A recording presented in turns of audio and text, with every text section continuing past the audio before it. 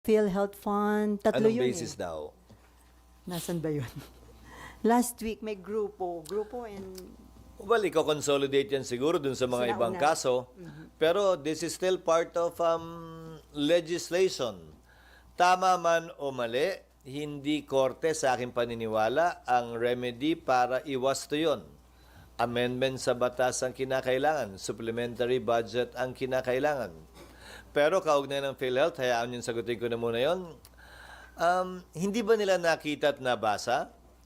Nagdagdag ng benepisyo ang PhilHealth nung napalitan lamang yung head ng PhilHealth.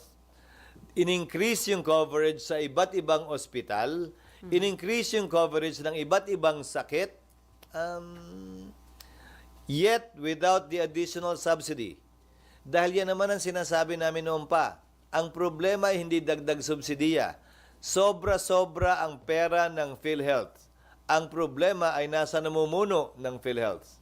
Kaya nga nung napalitan, nadagdagan agad yung benepisyo nang walang karagdagang budget na ginawad o ginawa o binigay ang Kongreso.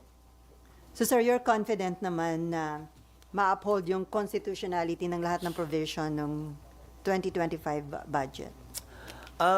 Oo, dahil sinaliksik naman at pinag-aralan yan, hindi lamang namin, ng staff din ng Senado at Kongreso, at may basehan yun.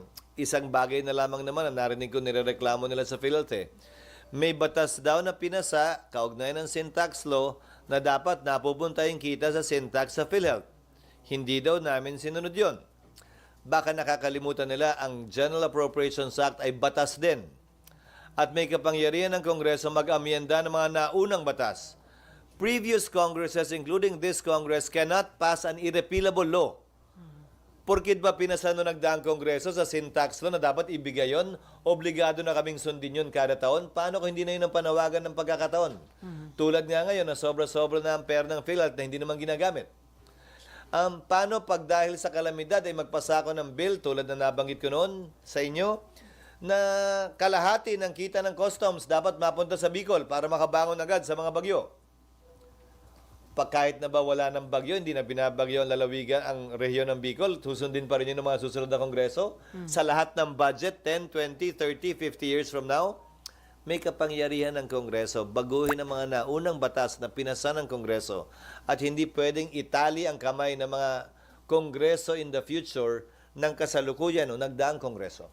Ang isa sa mga prayer nila to stop the enforcement of the 2025 GAA. Paano yung sweldo ng mga empleyado, ng teacher, ng police, ng militar? Sana naging mas specific sila. Okay, it's already 9:59 at mag-start Ay, may na. 2 minutes pa. Oh, may 2 minutes pa. May pahabol? No more? Tama, eksakto. Ang galing. On that note, thank you so much, Senate We'll distribute to you the letters we received for your information and reference. Okay?